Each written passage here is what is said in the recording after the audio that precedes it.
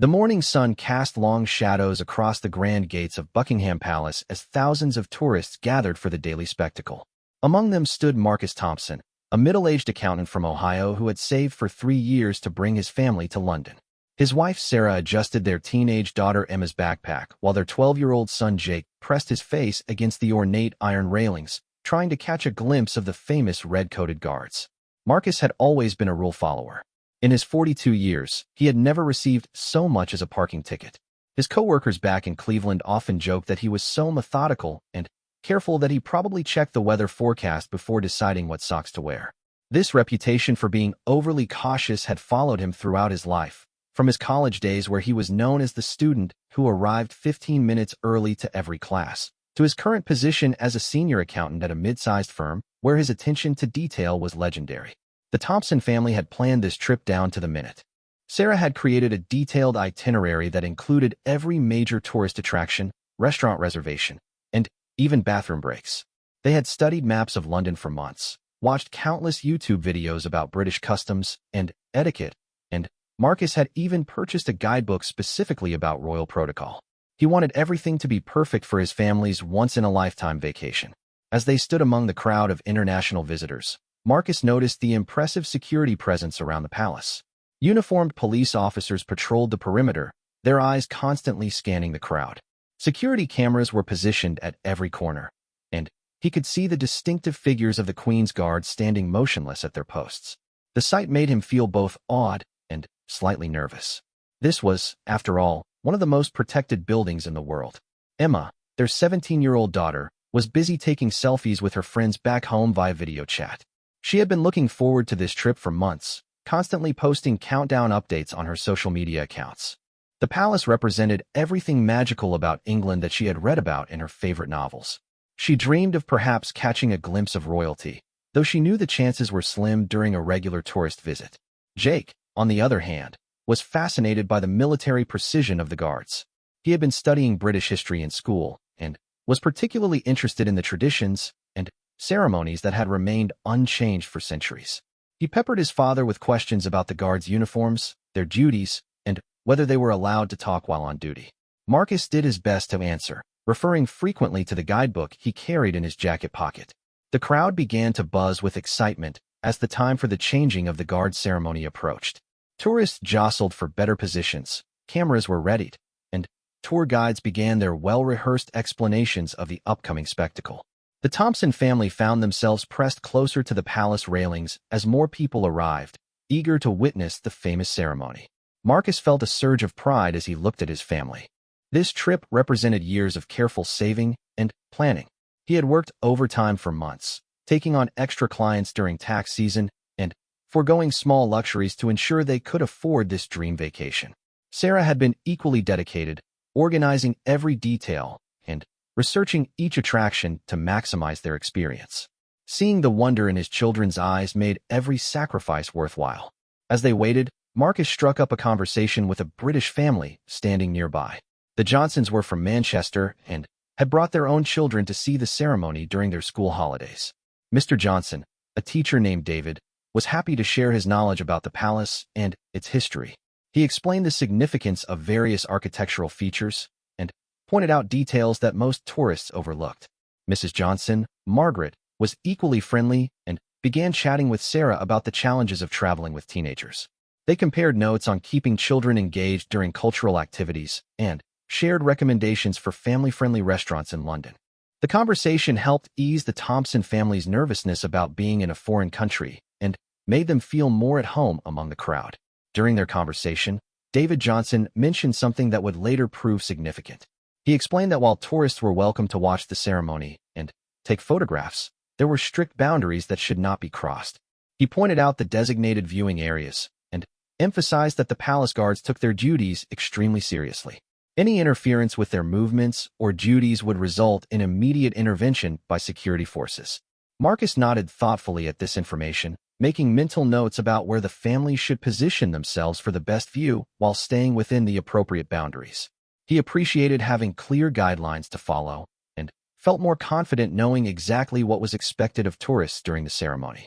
The atmosphere grew more electric as military vehicles began to arrive in the distance. The sound of marching bands could be heard approaching, and the crowd pressed forward with anticipation. Professional photographers and videographers took their positions, their equipment ready to capture every moment of the ceremony. Street vendors moved through the crowd selling commemorative items and British flags for tourists to wave. Emma noticed several other teenage tourists in the crowd and began chatting with a group of French students who were visiting London as part of a school exchange program. Despite the language barrier, they managed to communicate through a mixture of English, French, and enthusiastic gesturing. They shared excitement about the ceremony and compared their different experiences as tourists in London.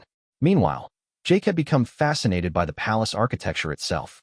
He was trying to count the windows and estimate the size of the building, comparing it to famous buildings he had studied in his textbooks back home. His mathematical mind was working to understand the scale and grandeur of the structure before him. He peppered his parents with questions about how old the palace was, how many people lived there, and whether ordinary people were ever allowed inside. Sarah was busy documenting everything with her camera, determined to create a comprehensive photo album of their trip. She had promised her mother, who was too elderly to travel internationally, that she would capture every detail of their London adventure. Each photo was carefully composed to include both the magnificent palace and her family's reactions to seeing it for the first time. As the ceremony time drew nearer, Marcus began to feel a mix of excitement and responsibility. He wanted to ensure his family had the perfect view while also keeping them safe in the increasingly crowded space. He began looking for a spot that would give them a clear line of sight to the guards while keeping them far enough from the barriers to avoid any potential issues. The Thompson family's position in the crowd was relatively good, but Marcus noticed that taller tourists in front of them were beginning to block Jake's view. Being a protective father, he began to consider whether they should try to move to a slightly different position. This decision, though made with the best intentions, would soon set in motion a chain of events that none of them could have anticipated. The sound of approaching military bands grew louder, and the crowd's excitement reached a fever pitch. Tourists from dozens of countries stood shoulder to shoulder, all united in their anticipation of witnessing one of Britain's most famous traditions. The Thompson family, like hundreds of others around them, had no idea that their peaceful tourist experience was about to take a dramatic and unexpected turn. Marcus checked his watch and confirmed that the ceremony would begin in just a few minutes. He felt a familiar surge of satisfaction at having successfully navigated their family to this moment according to their carefully planned schedule. Everything was proceeding exactly as they had hoped, and he allowed himself a moment of relaxation as he prepared to enjoy the spectacle with his beloved family. The stage was set for what should have been a perfect tourist experience, a memory that the Thompson family would treasure for the rest of their lives. None of them could have imagined that within the next hour, Marcus would find himself at the center of an international incident that would challenge everything he thought he knew about rules, consequences, and the difference between intention and perception. The ceremony began with the distant sound of drums echoing through the London air. Marcus could feel the anticipation building in his chest as he watched his children's faces light up with wonder. The precision of the approaching guards was mesmerizing, their red uniforms brilliant against the gray London sky. Every step was perfectly synchronized, every movement calculated and deliberate. As the guards marched closer, the crowd pressed forward slightly, everyone straining to get the best possible view. Marcus noticed that Jake was struggling to see over the adults in front of him, and his paternal instincts kicked in. He had promised his son that this would be the highlight of their trip, and he was determined not to let a poor view ruin the experience. "Dad, I can't see anything," Jake whispered urgently, tugging on Marcus's jacket. The disappointment in his 12-year-old voice was heartbreaking. Marcus looked around quickly, trying to assess their options. The designated tourist viewing areas were completely packed, and there seemed to be no way to improve their position without potentially causing problems for other families. Sarah noticed her husband's dilemma and tried to lift Jake slightly, but at 12 years old, he was too heavy for her to hold for an extended period. Emma, being taller, had a decent view, but was focused on taking photos and videos to share with her friends. The family's carefully planned perfect moment was beginning to feel less than ideal. Marcus made a decision that seemed perfectly reasonable to him in that moment. He noticed that there was a slightly elevated area just a few feet away, closer to the palace railings, but still within what appeared to be the general tourist area. It wasn't clearly marked as off-limits, and he could see other tourists standing in similar positions along the perimeter. "Come on, let's move over there," he said quietly to his family, pointing toward the spot. Jake will be able to see much better from there. Sarah looked uncertain, but, seeing her son's disappointed face, she nodded in agreement. The family began to carefully make their way through the crowd, excusing themselves as they moved toward what they believed was simply a better viewing position. The elevated area provided an excellent view of the ceremony, and Jake's face immediately brightened as he could finally see the guards clearly. Marcus felt a surge of satisfaction at having solved the problem and ensuring his son wouldn't miss this once-in-a-lifetime experience. He began taking photos of his family with the ceremony in the background, creating the perfect vacation memories he had envisioned. What Marcus didn't realize was that their new position, while not clearly marked with signs or barriers, was actually within a security perimeter that was monitored much more closely than the general tourist areas. The palace security forces had sophisticated systems for tracking crowd movements, and their relocation had not gone unnoticed. For the next several minutes, the Thompson family enjoyed the ceremony from their improved vantage point. The precision and pageantry were everything they had hoped for and more. The guards' movements were like a carefully choreographed dance, hundreds of years of tradition playing out before their eyes. Emma was getting amazing photos. Jake was asking excited questions about the different uniforms and ranks, and Sarah was successfully documenting every moment. Marcus was feeling particularly proud of his quick thinking in securing them a better view.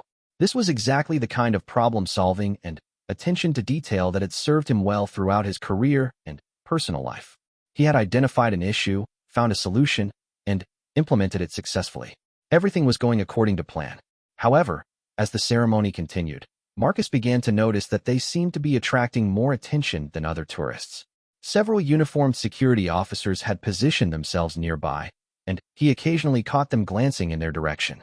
At first, he dismissed this as normal security protocols, assuming that all areas of the crowd were being monitored equally. The first real sign that something might be wrong came when a palace security officer approached their group. He was dressed in plain clothes, but had the unmistakable bearing and demeanor of law enforcement. He walked directly toward Marcus with a serious expression that immediately made the American tourist's stomach clench with anxiety. "Excuse me, sir," the officer said politely but firmly. "I need to ask you and your family to move back to the designated viewing area." His British accent was crisp and professional, but there was an underlying tone of authority that made it clear this was not a request. Marcus felt his face flush with embarrassment and confusion. "Oh, I'm sorry," he replied quickly. "I didn't realize we were in the wrong place. We just moved here so my son could see better. We're tourists from America, and we weren't sure about the boundaries." The security officer's expression softened slightly at Marcus's obvious sincerity and immediate willingness to comply. "I understand, sir. If you could please move back to the main viewing area, that would be appreciated. Thank you for your cooperation." Marcus began gathering his family, feeling mortified at having made a mistake on what was supposed to be their perfect London experience. Sarah looked concerned, and the children seemed confused about why they were being asked to move. As they prepared to relocate back to their original position, Marcus thought the situation was resolved. However, as they began to move, Jake suddenly pointed excitedly toward the palace. "Dad, look, is that a real prince?" In his 12-year-old enthusiasm, he had spotted what appeared to be a member of the royal family observing the ceremony from one of the palace windows. Without thinking, he began waving enthusiastically and calling out, trying to get the person's attention. Marcus's heart sank as he realized his son was drawing even more attention to their family. Other tourists began looking in their direction, some joining in Jake's enthusiastic waving, while others seemed amused by the young American's excitement. The security officer who had just asked them to move was now watching them even more closely. "Jake, quiet down," Marcus whispered urgently, but his son was too excited to listen. The boy had broken free from the group slightly, still waving and calling out toward the palace window. In his enthusiasm, he had moved even closer to the restricted area, completely unaware of the boundaries or the growing concern of the security personnel. Sarah quickly moved to retrieve Jake, but, in her haste, she accidentally knocked into another tourist, causing a small commotion in the crowd. The combination of Jake's enthusiastic shouting, Sarah's stumble, and their family's general movement in the restricted area had created exactly the kind of disturbance that palace security was trained to respond to immediately. Within moments, additional security personnel began converging on their location. What had started as a simple request to move back to the proper viewing area was now escalating into something much more serious. Marcus could feel the eyes of hundreds of other tourists turning toward them, and he began to panic as he realized their situation was spiraling out of control. "Please, we're just tourists," Marcus said to the nearest security officer, his voice betraying his growing anxiety. "We didn't mean to cause any trouble. We were just trying to get a better view for our son. We'll move wherever you want us to go." But the security protocols at Buckingham Palace are not designed to distinguish between innocent mistakes and potential threats. Once a situation begins to escalate, certain procedures must be followed regardless of the apparent intentions of those involved. The Thompson family had unknowingly triggered a series of security responses that would be very difficult to stop. More officers arrived, and Marcus noticed that some were speaking into radio devices, apparently calling for additional support or reporting on the situation. The ceremony continued around them, but their immediate area had become a focal point of security activity. Other tourists were being moved away from their vicinity, creating an expanding circle of empty space around the Thompson family. Emma, who had been focused on taking photos, suddenly realized that her family had become the center of attention for all the wrong reasons. Her face turned red with teenage embarrassment as she saw hundreds of tourists and multiple security officers all focused on them. This was definitely not the kind of attention she had hoped to get during their London vacation. The situation was developing a momentum of its own, and Marcus felt increasingly helpless to control it. Every attempt to explain or apologize seemed to make things worse, and he began to understand that they were no longer dealing with a simple misunderstanding about tourist boundaries. Something much more serious was happening, and he had no idea how to fix it. As more security personnel arrived and the crowd of onlookers grew larger, Marcus realized that their peaceful family vacation had just taken a dramatic turn that none of them had anticipated. The ceremony that was supposed to be the highlight of their trip was still continuing around them, but the Thompson family was no longer watching it. Instead, they had become an unwilling part of a different kind of spectacle entirely. The security response intensified quickly. Within minutes, what had begun as a simple request to move viewing positions had escalated into a full security incident. Marcus watched in growing horror as more uniformed officers arrived, their radios crackling with rapid communications in codes he couldn't understand. The ceremonial atmosphere around them had shifted dramatically, transforming from celebration to tension. A senior security official approached the Thompson family. Unlike the previous officers, this man carried himself with unmistakable authority. His uniform bore insignia that Marcus didn't recognize, but clearly indicated high rank.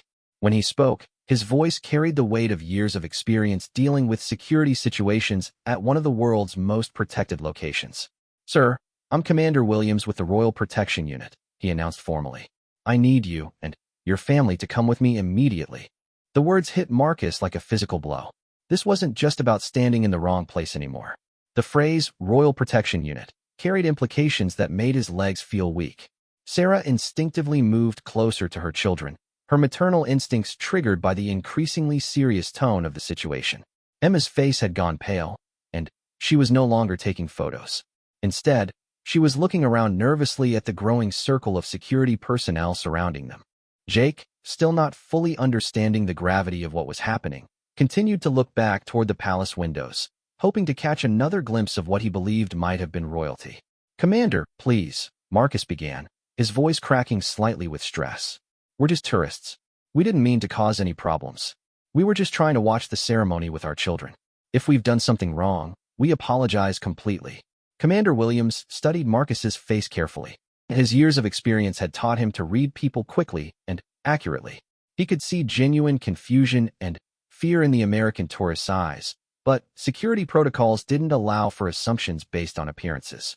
Any potential threat to the royal family or palace security had to be investigated thoroughly, regardless of how innocent it might seem. "I understand your position, sir," Williams replied in a measured tone. "However, your family's movements and behavior have triggered certain security protocols that require investigation. I need you to cooperate fully with our procedures." The word investigation sent a chill through Marcus. In his careful, rule-following life, he had never been investigated for anything. The idea that his family vacation could result in some kind of official inquiry was almost incomprehensible. He thought about his job back in Cleveland, his reputation in the community, and wondered how this situation might affect his life if it became public knowledge. As they were escorted away from the crowd, Marcus could hear the murmur of hundreds of tourists discussing what they had witnessed. Some were taking photos and videos of the Thompson family being led away by security, and he realized with growing dread that this incident might already be spreading on social media. The thought of their family becoming an internet sensation for all the wrong reasons made him feel sick. The security team guided them toward a building adjacent to the main palace complex. Marcus had never noticed this structure during their previous visits to the area, but it was clearly an official facility designed for exactly this type of situation. The architecture was formal and imposing, with the kind of heavy doors and small windows that suggested it was built more for security than comfort. Inside the building, they were directed to a waiting room that looked more like an office than a prison cell, but the locked door and constant guard presence made it clear they were being detained rather than simply questioned. The room contained several chairs, a table, and official portraits of the royal family on the walls. Under different circumstances, Marcus might have found it interesting to be inside an official royal building. Emma was fighting back tears, and Sarah was trying to comfort both children while dealing with her own growing panic. "What's going to happen to us?" Emma asked quietly. "Are we in trouble? Are they going to arrest us?" Marcus wished he had answers for his daughter, but he was struggling to understand the situation himself. In his mind, they had simply moved a few feet to get a better view of a public ceremony. The idea that this could result in detention by the Royal Protection Unit seemed completely disproportionate to their actions. Jake, meanwhile, was asking different questions. "Dad, why do they think we're dangerous? We weren't trying to hurt anyone. We just wanted to see the guards." His 12-year-old logic was struggling to make sense of adult security concerns that seemed disconnected from their actual intentions. Before Marcus could attempt an answer, Commander Williams entered the room accompanied by another official. This new person was dressed in civilian clothes, but carried herself with the same authority as the uniformed officers.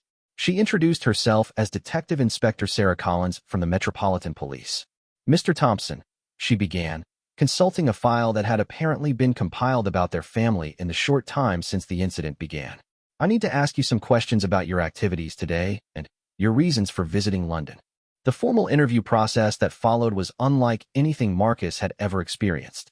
Detective Inspector Collins was professional but thorough, asking detailed questions about their travel plans, their movements around London, and specifically about their actions at the palace.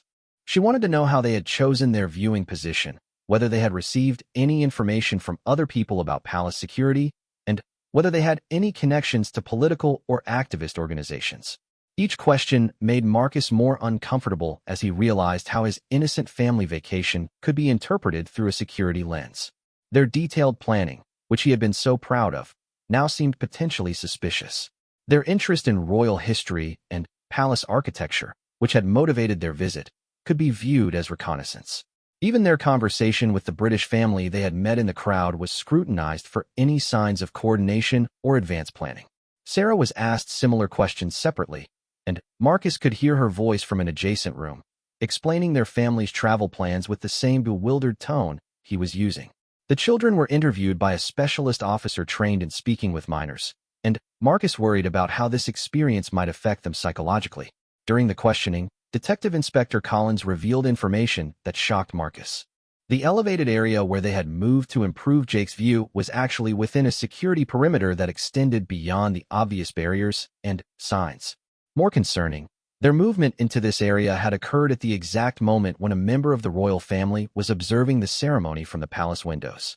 Your son's enthusiastic waving and shouting occurred during a period when security protocols require enhanced vigilance around any unscheduled public interactions with royal family members, Collins explained. From a security perspective, your family's behavior appeared to be an attempt to make contact with royalty while positioned in a restricted area. Marcus felt his stomach drop as he began to understand how their innocent tourist behavior had been interpreted. Jake's excitement at possibly seeing a real prince, which had seemed so natural and harmless, had been viewed as a potential security breach. Their movement to get a better view had coincided with increased vulnerability for whoever was watching from the palace windows. The investigation continued for hours, with officers examining every detail of their story, cross-referencing their account with security footage, and conducting background checks on their entire family. Marcus learned that their passports had been flagged in international databases, their hotel registration had been verified, and Their financial records had been reviewed to ensure they were actually tourists rather than individuals with hidden motives. As the afternoon wore on, Marcus began to realize that this situation was far more serious than a simple misunderstanding. The machinery of royal security had been triggered, and, once in motion, it followed established protocols regardless of the apparent innocence of those involved. Their family had become the subject of a full security investigation, complete with interviews, background checks, and detailed documentation that would become part of official records. The most difficult part for Marcus was explaining to his children why their excited behavior at seeing the palace had resulted in such serious consequences.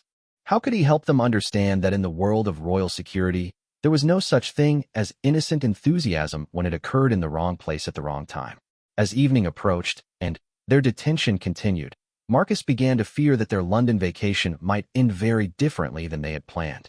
The possibility of legal consequences, deportation, or even criminal charges seemed increasingly real as the investigation proceeded with methodical thoroughness. As the investigation continued into the evening hours, Marcus found himself facing a reality he had never imagined possible. The family's detailed travel itinerary, which Sarah had so carefully planned, was being examined line by security experts looking for any signs of suspicious activity or coordination. Their hotel receipts, restaurant reservations, and even their purchases at London tourist shops were all being verified and analyzed. Detective Inspector Collins returned to the interview room with additional files and what appeared to be printed photographs. Marcus's heart rate increased as he wondered what new evidence had been discovered that might further complicate their situation. The detective's expression remained professionally neutral, giving no indication of whether the investigation was moving in their favor or against them. "Mr. Thompson," she began, spreading several photographs across the table. "These images were taken by our security cameras throughout your family's time at the palace grounds today. I need you to walk me through your movements and explain your decision-making at each point." Marcus studied the photographs with growing amazement. The security system at Buckingham Palace was far more sophisticated than he had realized. The images showed their family from multiple angles throughout their entire visit, starting from when they first approached the palace gates. He could see himself consulting his guidebook, Sarah taking photographs, and the children's excited expressions as they waited for the ceremony to begin. One particular photograph made his stomach clench with anxiety. It showed the exact moment when they had moved from their original position toward the elevated area near the security perimeter. From this aerial view, Marcus could clearly see that they had crossed an invisible line that separated the general tourist area from a more restricted zone. The boundary wasn't marked with obvious signs or barriers, but it was apparently well defined in the security protocols. "I can see now that we moved into an area we shouldn't have," Marcus admitted, pointing to the photograph. "But I swear we had no idea we were crossing any boundary. We were just trying to get a better view for our son. Look at the picture. You can see we're clearly tourists with our cameras and guidebook. We weren't trying to cause any security concerns." Detective Inspector Collins nodded thoughtfully. "I can see that from these images, Mr. Thompson. However, what you might not understand is that palace security cannot make decisions based on appearances alone. Every potential security breach must be investigated thoroughly, regardless of the apparent innocence of those involved." She pointed to another photograph that showed Jake waving enthusiastically toward the palace windows. This image was taken at exactly the same moment that Prince William was observing the ceremony from that window. From a security perspective, your son appeared to be attempting to attract the attention of a member of the royal family while positioned in a restricted area. Marcus felt a mix of pride and terror at learning that his son had actually been waving at Prince William himself. Under normal circumstances, this would have been the highlight of their entire trip, a real interaction with British royalty. Instead, it had become the center of a serious security investigation. "What happens now?" Sarah asked from across the room, where she had been brought to join the discussion. Her voice was strained from hours of stress and worry about their children's well-being. "Are we going to be charged with something? Are they going to send us back to America?" Detective Inspector Collins consulted her files before answering. "That depends on several factors that are still being evaluated. However, I can tell you that your cooperation has been noted, and the investigation has not revealed any evidence of malicious intent on your family's part." These words provided the first glimmer of hope Marcus had felt since the ordeal began. The idea that their cooperation was being recognized suggested that the authorities understood they were dealing with confused tourists rather than actual security threats. However, He also realized that good intentions might not be sufficient to avoid serious consequences. Commander Williams entered the room at that moment, carrying additional documents that appeared to contain the results of their background investigations. His expression was more relaxed than it had been earlier, which Marcus hoped was a positive sign. "Mr. and Mrs. Thompson," he began formally, "our investigation has confirmed your identities and verified your status as legitimate tourists. Your background checks have revealed no connections to any organizations or individuals that might pose security concerns. Your travel history shows this is your first visit to the United Kingdom, and your financial records support your claims about saving for this family vacation." Marcus felt tears of relief beginning to form in his eyes. The nightmare of potentially being labeled as security threats appeared to be ending, though he wasn't sure what consequences they might still face for their unintentional violation of palace security protocols. Commander Williams continued, "However, the incident today did result in a security response that required significant resources and caused disruption to normal palace operations. While we understand this was not your intention, there are still protocols that must be followed when security perimeters are breached." The word protocols made Marcus nervous again. He had learned enough about British bureaucracy during their visit to understand that protocols often involved formal procedures that could have lasting consequences, even when applied to innocent mistakes. "What kind of protocols?" Sarah asked, echoing her husband's concerns. "You will be required to sign formal statements acknowledging your actions today and confirming that you understand palace security boundaries," Commander Williams explained. "Additionally, your family will be placed on a monitoring list that will flag you for additional screening during any future visits to royal properties or high-security government locations in the United Kingdom." This information hit Marcus like a physical blow. The idea that their innocent mistake would follow them permanently, affecting any future travel to Britain, was devastating. They had hoped to return to London someday, perhaps for their wedding anniversary, but now their names would be permanently associated with a security incident. Emma, who had been quietly listening to the adult conversation, suddenly spoke up. "Does this mean we can never come back to London? Will this affect my chances of studying in England someday?" Her question revealed that she had been thinking about the long-term implications of their situation, and Marcus realized that this incident might impact his children's future opportunities in ways he hadn't yet considered. Detective Inspector Collins softened her tone when addressing the teenager. "The monitoring list doesn't prohibit future visits, but it does mean that your family will receive additional security screening. As long as you follow all applicable laws and regulations during future visits, this incident shouldn't prevent you from traveling to the UK or pursuing educational opportunities here." While this was somewhat reassuring, Marcus understood that their family would forever be associated with this incident in British security databases. Any future travel applications, visa requests, or official interactions with British authorities would likely trigger reviews of this incident. The questioning process finally concluded near midnight, almost 8 hours after their detention had begun. The Thompson family was exhausted, emotionally drained, and completely overwhelmed by the complexity of the situation they had inadvertently created. What had started as an attempt to improve their son's view of a ceremonial parade had resulted in a full-scale security investigation involving multiple law enforcement agencies. As they prepared to sign the required statements and complete the formal documentation, Marcus reflected on how drastically different their London experience had become from what they had planned. The careful itinerary Sarah had created lay forgotten in their hotel room, replaced by an experience none of them could have imagined when they boarded their flight from Cleveland just days earlier.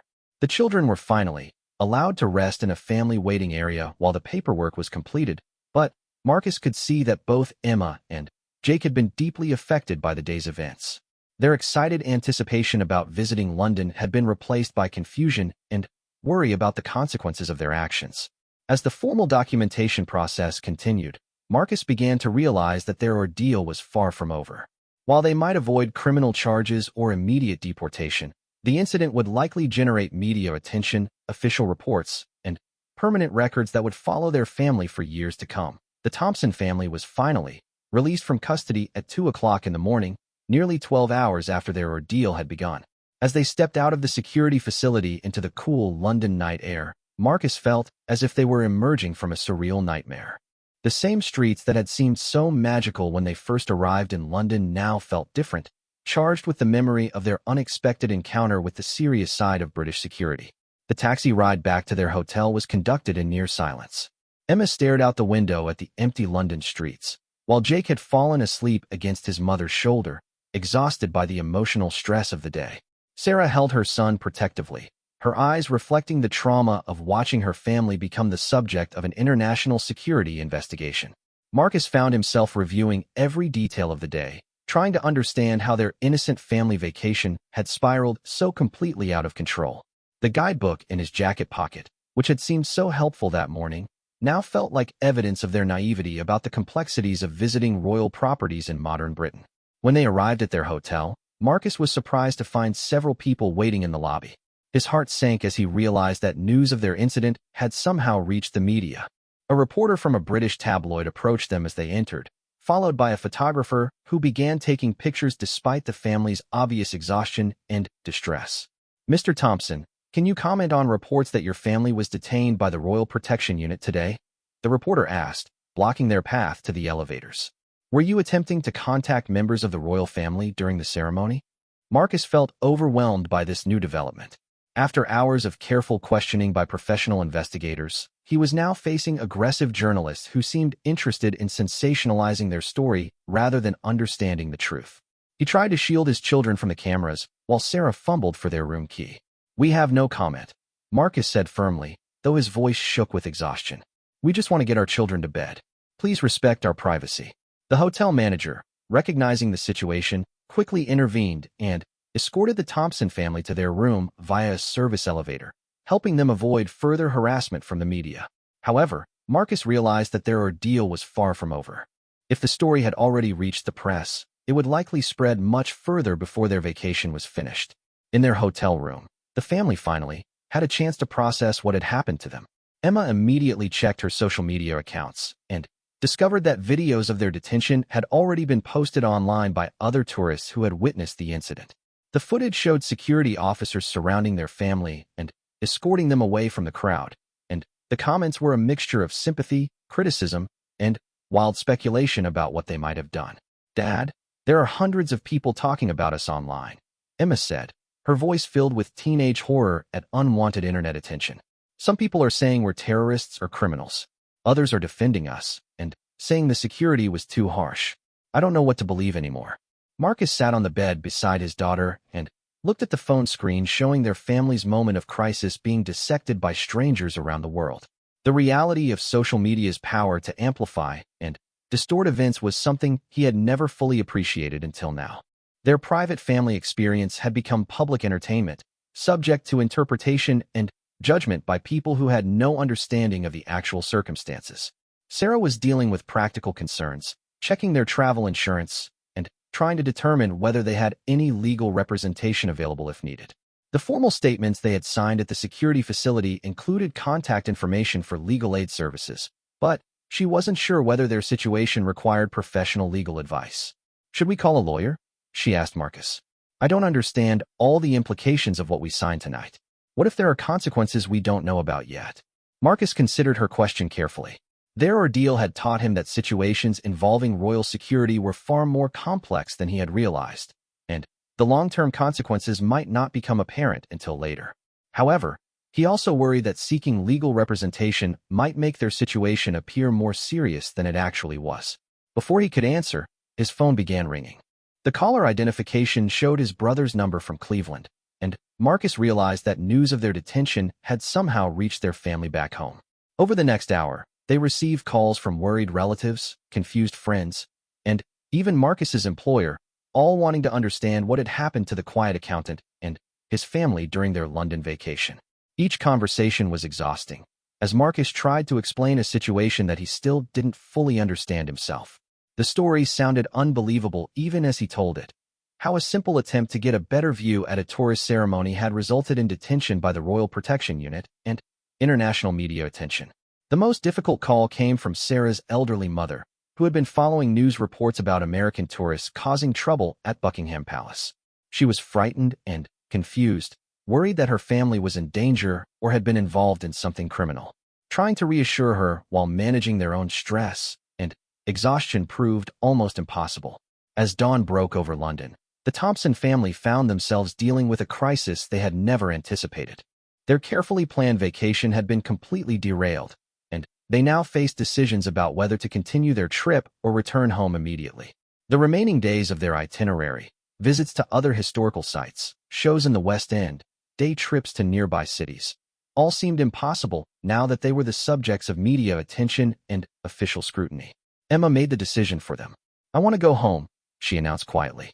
"I can't enjoy the rest of our trip knowing that people are taking pictures of us and posting things online.